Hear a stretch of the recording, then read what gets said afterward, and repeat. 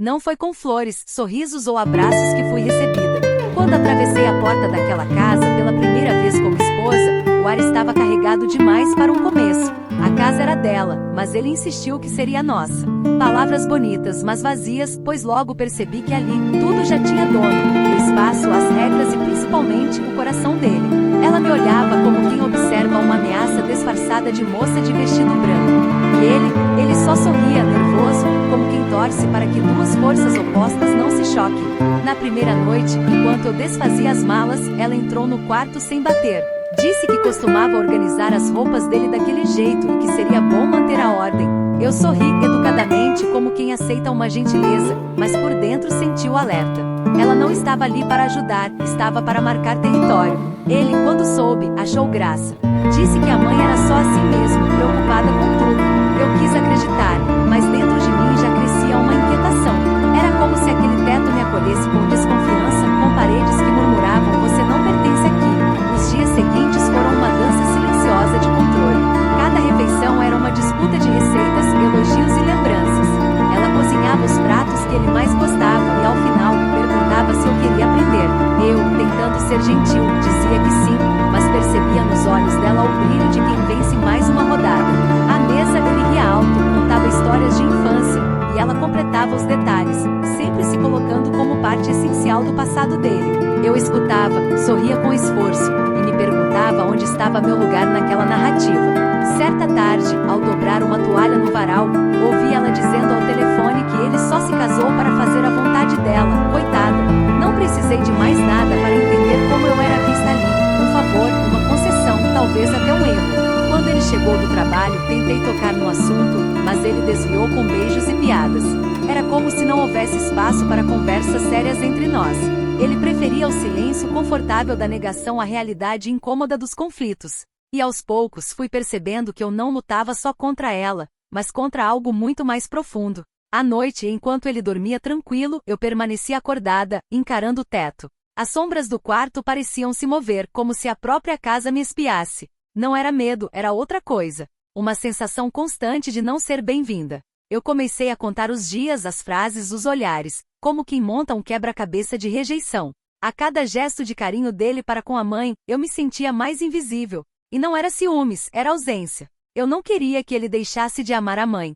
Queria apenas que houvesse espaço para mim também. Houve uma noite em especial que me marcou. Estávamos na sala vendo televisão quando ela entrou, pediu para ele subir e ajudá-la com um lençol. Ele foi prontamente. Demorou mais do que o necessário, e quando voltou, me disse que ela se sentia sozinha. Eu me calei. Como dizer que quem estava sozinha ali era eu? Comecei a perceber que os espaços que eu ocupava naquela casa eram temporários, como uma hóspede que em breve partiria. A diferença era que ninguém parecia torcer para que eu ficasse. Mesmo assim, eu resistia. Me vestia bem, cuidava da casa, preparava surpresas.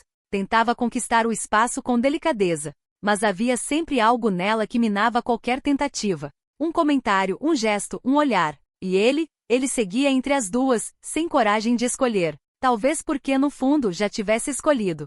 E não fui eu. Era nas noites em que ele me abraçava com ternura que eu mais sentia falta de alguma coisa. O calor do corpo dele estava ali, mas o coração parecia sempre um pouco distante, ocupado demais com preocupações que não eram minhas. O olhar distraído, os suspiros no escuro e a constante necessidade de verificar se a porta do quarto da mãe estava trancada me diziam mais do que palavras poderiam dizer. Na cama, éramos dois corpos próximos e dois mundos cada vez mais afastados. Eu tentava me encaixar nos silêncios dele, mas sempre sobrava espaço demais entre um carinho e outro. Com o tempo, comecei a identificar os padrões.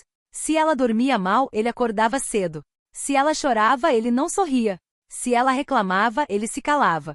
E eu assistia tudo como quem presencia um teatro íntimo e antigo, onde meu papel era apenas figurativo. Meus desejos, meus sonhos, até minhas carências pareciam incômodos perto das dores dela. Ele dizia que era só uma fase, que ela tinha se dedicado tanto à criação dele que agora era difícil deixá-la de lado. Eu entendia. Mas entender não aliviava a solidão de dormir ao lado de alguém com o pensamento sempre em outro lugar. Houve uma tarde em que saímos para jantar fora, coisa rara. Ele parecia animado, riu das minhas histórias, me segurou a mão na mesa. Por um momento senti que estávamos finalmente nos encontrando. Mas quando o celular dele vibrou com o nome dela na tela, tudo mudou. Ele atendeu com pressa, o semblante ficou sério, e em menos de 5 minutos ele pediu a conta. Voltamos para casa sem trocar mais do que 2 frases. Ela estava com dor de cabeça. Era só isso. Mas aquilo foi o suficiente para ele esquecer que eu existia por horas. Fiquei ali observando da porta enquanto ele fazia chá, colocava a almofada sob as costas dela e ficava ali, como um filho culpado.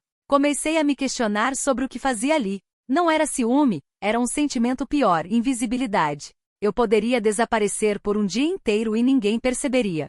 Ele se acostumara tanto à presença dela que já não sabia mais o que era construir algo a 2.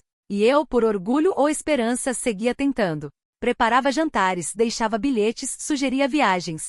Mas sempre havia um impedimento, uma dor de cabeça, um mal-estar, uma lembrança que aprendia aquela casa. E ele, como um soldado fiel, nunca hesitava em atender. As amigas perguntavam se estava tudo bem. Eu dizia que sim. O que mais poderia dizer? Que meu marido dividia o coração entre mim e a mãe. Que entre as duas, eu era a que menos pesava. Nem eu acreditaria. Comecei a escrever cartas que nunca entreguei, como forma de organizar meus sentimentos. Em uma delas escrevi: estou me tornando uma mulher amarga dentro de uma casa que não foi feita para mim. E foi lendo aquela frase que percebi o quanto havia me perdido tentando ser aceita onde nunca fui desejada. Mas eu ainda o amava. E isso tornava tudo mais difícil. Porque não era falta de amor, era excesso de ausência. E o que mais me doía era que ele não percebia. Ou pior, percebia, mas escolhia ignorar. Um dia, sentada na varanda, ela me disse com todas as letras: ele sempre foi meu. E será? Foi ali que compreendi que aquela guerra não era nova. Eu só tinha sido a última a entrar nela. Naquela noite, quando ele deitou ao meu lado e me perguntou como foi meu dia, eu apenas sorri e disse que tudo estava bem. Não era verdade. Mas a verdade, naquela casa, era sempre um incômodo. Ele me abraçou de leve, como sempre, e adormeceu rápido. Eu, por outro lado, fiquei acordada até o amanhecer, tentando lembrar da última vez que me senti realmente amada. E não consegui. Eu não planejei aquele momento, mas ele veio como um rompante depois de mais uma noite em que o jantar esfriou na mesa enquanto ele atendia às vontades da mãe. Sentei na beira da cama, respirei fundo, e antes que ele começasse a se justificar, falei tudo. Cada palavra saiu carregada de dor, mágoa e um amor que já não sabia onde se escondia. Contei como me sentia deslocada, como cada gesto dele para com ela me fazia parecer menos sua esposa e mais uma visita temporária. Ele tentou me interromper, mas levantei a mão e pedi que apenas escutasse. Pela primeira vez, ele me ouviu em silêncio. Disse que não queria competir com ninguém, que só desejava um espaço legítimo ao lado dele.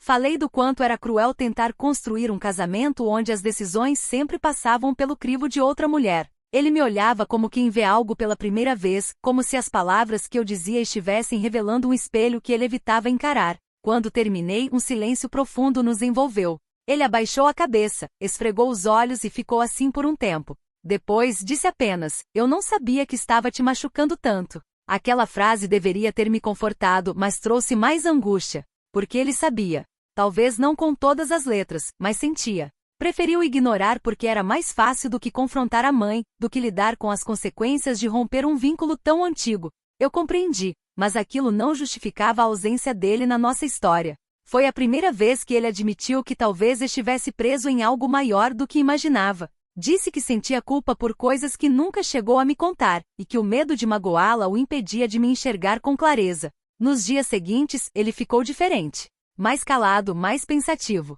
Passava mais tempo no quintal, mexendo no carro ou olhando para o nada. A mãe dele percebeu a mudança e reagiu como sempre, com manipulação sutil. Começou a se queixar de dores, de cansaço, e até insinuou que estava sendo deixada de lado. Eu, cansada de confrontos velados, passei a observar de longe. Pela primeira vez, ele hesitou diante dos apelos dela.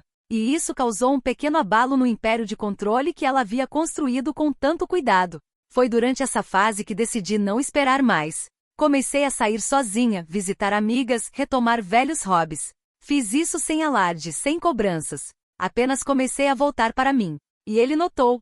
Certa noite, me perguntou se eu ainda o amava. Eu respondi com honestidade, sim, mas não sei até quando. Ele ficou em silêncio, com os olhos marejados, e disse que precisava me contar algo. Foi então que ouvi pela primeira vez a verdadeira raiz daquele apego à mãe. Ele contou sobre a infância difícil, o pai ausente, os traumas velados e a promessa feita no leito de morte do avô, cuidar dela para sempre. Era um fardo mais do que um amor. Uma dívida emocional que ele carregava desde menino e que confundia com devoção. Ouvi tudo com atenção, e percebi que por trás da figura do homem acomodado havia um menino assustado, preso à imagem de uma mãe que de alguma forma, ele acreditava que só tinha ele no mundo. Mas aquilo não bastava mais. Eu precisava de um homem, não de um filho. E ele, se quisesse salvar o nosso casamento, teria que aprender a ser os dois, sem deixar que um anulasse o outro. Foi num fim de semana cinzento, em que a casa parecia mais silenciosa do que de costume, que decidi ir até o quartinho dos fundos. Sempre achei aquele cômodo curioso, cheio de caixas, livros velhos e móveis cobertos por lençóis. Ela não deixava ninguém mexer ali, dizia que eram apenas lembranças do passado. Mas naquele dia, algo me guiou até lá. Talvez fosse o desejo de entender melhor as raízes daquela história. Comecei a vasculhar com cuidado, abrindo caixas, folheando álbuns, até que encontrei uma pequena caixa de madeira, trancada com um fecho antigo. Não resisti. Dentro dela havia cartas, fotos desbotadas e um diário de capa vermelha. As cartas eram de um homem que parecia ter sido muito importante para ela, com palavras apaixonadas. Algumas datas coincidindo com a época em que o marido dela estava ausente. Havia uma foto específica que me chamou a atenção. Ela, jovem, com um homem que não era o pai dele, abraçados de forma íntima, em uma pose que não deixava dúvidas. As anotações no diário revelavam uma história paralela, de um amor proibido vivido em segredo. Era como se eu tivesse aberto uma porta escondida na alma daquela casa. Quando ele chegou, chamei-o ao quarto e entreguei a caixa. Ele hesitou, mas leu. Aos poucos, a expressão dele mudou. Não era surpresa, era confirmação. Ele sabia de partes daquela história, mas nunca havia tido coragem de encarar tudo. Disse que quando criança, ouvia brigas, choros e que havia um nome que nunca pôde perguntar. Sempre achou que a mãe o protegia de alguma dor, mas agora percebia que, na verdade, o usava como âncora para segurar a culpa que carregava. A devoção que ele tinha por ela vinha desse lugar escuro, de um pacto silencioso entre eles, não falar sobre o passado. A verdade o desmoronou. Chorou como eu nunca tinha visto. Disse que se sentia traído, usado e, principalmente, perdido. Pela primeira vez, ele não soube o que fazer. Eu me aproximei, segurei sua mão, e vi nos olhos dele uma mistura de raiva, alívio e confusão. Era como se finalmente ele enxergasse a mãe como mulher, com falhas, segredos e escolhas duvidosas. Aquilo o libertava, mas também o desestabilizava. Porque até então ela era a base de tudo que ele acreditava. Nos dias seguintes, o clima na casa ficou denso. Ele se afastou dela, de forma educada, mas firme. Começou a tomar pequenas decisões sem consultá-la, algo que ela percebeu imediatamente. As reações foram previsíveis: lágrimas, chantagens emocionais, silêncios prolongados. Mas ele manteve a postura. Eu não intervi, apenas observei. Pela primeira vez, ele estava enfrentando os fantasmas do passado, e isso precisava acontecer sem que eu tentasse poupá-lo. Numa noite, ele me olhou com seriedade e disse: eu não sei quem sou sem essa história, mas sei que não quero mais viver nela. Aquilo me emocionou. Era um passo enorme. Ele estava começando a se reconstruir a partir da verdade, e não mais da culpa. Eu sabia que o caminho seria longo, mas também entendi que ali nascia uma nova chance para nós. Uma chance real sem máscaras. Foi nesse momento que tomei minha decisão. Eu precisava me afastar por um tempo. Não por vingança, mas para que ele pudesse, enfim, se encarar sem escudos. E para que eu também me reconectasse com tudo que havia deixado para trás em nome de um amor que até então só doía. Fechei a mala num silêncio que dizia tudo. Não houve briga nem gritos. Apenas deixei sobre a mesa da sala uma carta simples, sincera, dizendo que precisava me encontrar fora daquele espaço sufocado. Saí sem fazer barulho, sem virar o rosto para trás. Enquanto o táxi descia a rua, senti um nó na garganta que misturava alívio e tristeza. Não sabia se era um ponto final ou apenas uma vírgula, mas era necessário. Eu precisava reaprender a viver sem pedir permissão para existir. E ele precisava, pela primeira vez, sentir a minha falta. As primeiras semanas foram estranhas. Eu acordava ainda pensando no café da manhã dele, nas tarefas da casa, nos horários dela. Mas logo percebi que esse tempo fora era também um resgate. Voltei a dormir bem, a sorrir com amigas, a cuidar de mim com atenção. Aos poucos, a mulher que existia antes daquele casamento foi voltando. E quanto mais eu me reencontrava, mais entendia o quanto me anulei tentando ocupar um espaço que nunca me coube por inteiro. Ele mandava mensagens, deixava recados, mas eu não respondia. Não por Orgulho, mas porque sabia que qualquer palavra precoce poderia atrasar o processo de transformação que ele precisava viver sozinho.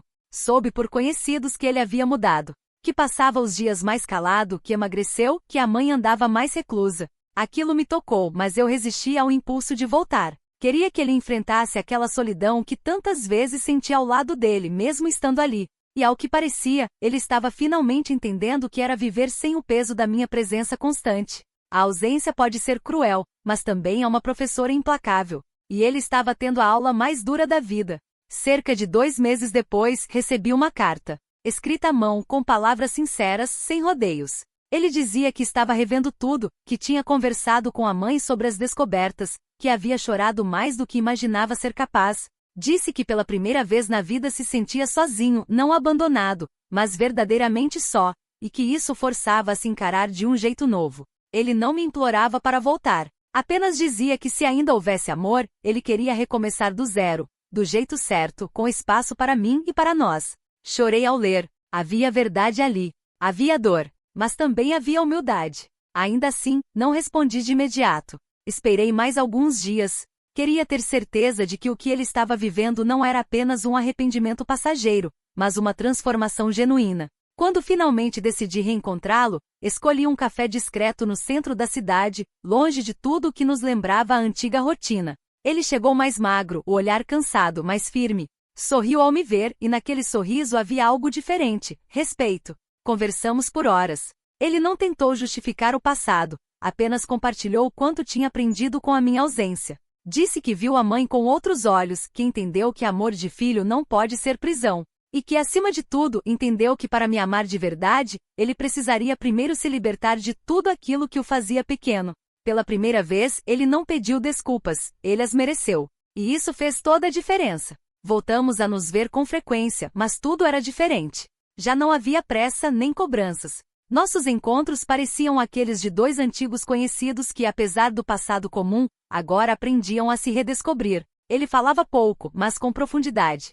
Cada gesto seu era mais pensado, mais respeitoso. Pela primeira vez, me senti ouvida de verdade. Ele me perguntava como eu estava, o que sentia, o que queria da vida, e não apenas do nosso relacionamento. Era como se estivéssemos finalmente no mesmo ritmo, respirando juntos pela primeira vez. A mãe dele, ao saber do nosso reencontro, manteve-se em silêncio. Não houve comentários, nem tentativas de interferência. Talvez ela tivesse entendido que havia perdido o controle, ou simplesmente cansado de lutar contra o inevitável. De toda forma, foi um alívio.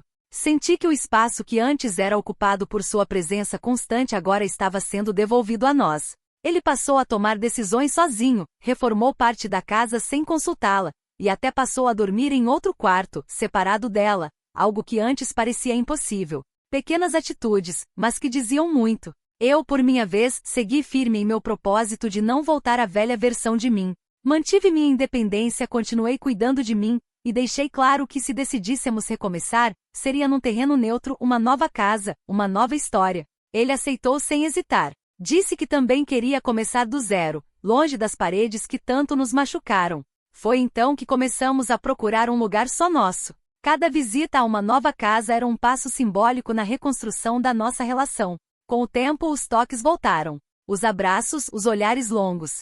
Mas agora havia algo diferente neles: presença. Não mais aquele carinho automático, distraído. Cada gesto dele dizia: eu estou aqui. Redescobrimos o prazer de dividir pequenas coisas como cozinhar juntos, assistir a um filme, andar de mãos dadas pela rua. Não havia mais pressa nem tensão. Era como se estivéssemos saboreando a relação em sua forma mais pura. E eu, que antes me sentia um acessório na vida dele, agora me via como parte essencial do enredo. Ainda havia feridas, claro. Às vezes, um comentário inocente despertava lembranças dolorosas. Mas aprendemos a conversar, a falar sobre o que doía sem medo, sem jogos. E isso nos aproximava mais do que qualquer promessa. Ele me dizia que agora entendia o que era amar uma mulher de verdade, não por obrigação, nem por hábito, mas por escolha. E eu, com o coração em reparo, comecei a acreditar que talvez o amor só seja pleno quando atravessa a dor e volta mais forte. Foi numa tarde chuvosa que ele me disse, olhando nos meus olhos: quero envelhecer com você. Mas dessa vez como homem, não como filho. Aquilo me atravessou como um raio calmo, porque era tudo o que eu precisava ouvir. Não uma promessa grandiosa, mas uma verdade simples, madura. Aquele era o homem que eu sempre soube que ele poderia ser, mas que agora, finalmente, ele estava se permitindo se tornar. Era um domingo tranquilo, desses em que o silêncio da manhã parece acalmar até os pensamentos mais inquietos. Estávamos tomando café na varanda da nova casa, pequena, aconchegante e com cheiro de recomeço. A chuva caía fina, batendo nas folhas do jardim que começava a florescer. Conversávamos sobre bobagens, sobre o tempo, sobre a vida que agora se desenhava mais leve, quando a campainha tocou. Ele se levantou sem pressa, mas ao abrir o portão, vi seu corpo enrijecer. Ela estava ali. Vestia um casaco antigo, os cabelos presos com menos firmeza que o habitual. Carregava uma sacola e um olhar que não trazia arrogância, mas cansaço. Um cansaço que parecia vir de muito mais do que apenas a idade.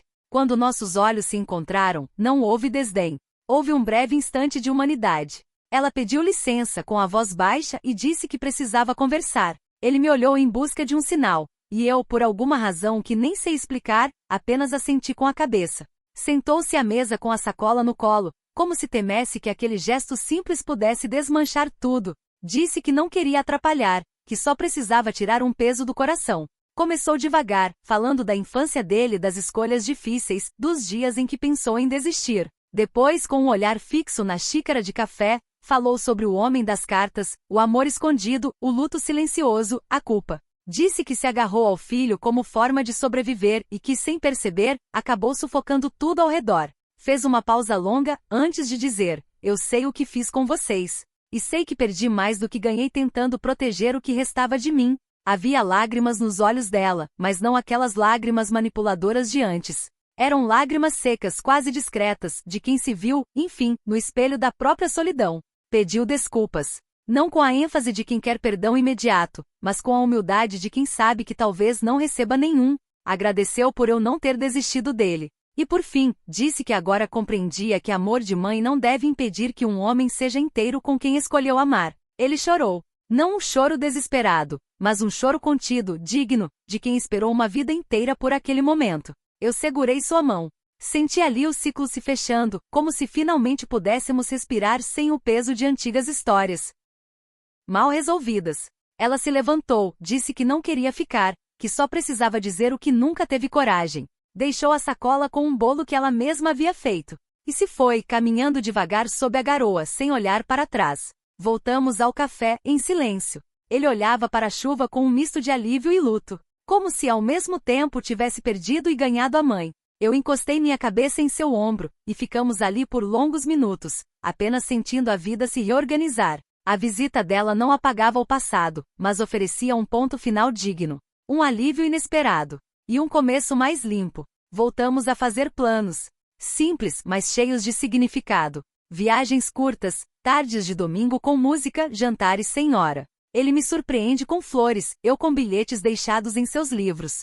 Redescobrimos o prazer da rotina, do toque, do olhar demorado. E mais do que isso, redescobrimos a importância de escolher, todos os dias, permanecer. Não por obrigação, não por medo, mas por amor. Um amor maduro que já foi ferido, mas que aprendeu a cicatrizar com delicadeza. Às vezes, lembro da mulher que eu era quando entrei na antiga casa. Tão cheia de expectativas, tão disposta a ceder. E me orgulho da mulher que sou hoje, mais firme, mais consciente do meu valor. Aprendi que não posso me encaixar em espaços que não foram feitos para mim. Que o amor verdadeiro começa quando nos permitimos ser inteiros, mesmo que isso signifique confrontar quem amamos. Ele também se transformou. De um homem dividido tornou-se alguém completo, capaz de amar sem se anular. Não sei o que o futuro nos reserva, mas sei que agora estamos prontos para enfrentá-lo juntos. Com respeito, com escuta, com afeto. A casa já não é campo de batalha, mas abrigo. Já não existe competição, apenas parceria. E mesmo que novas dificuldades surjam, porque a vida é assim, temos algo que nunca tivemos antes, base sólida.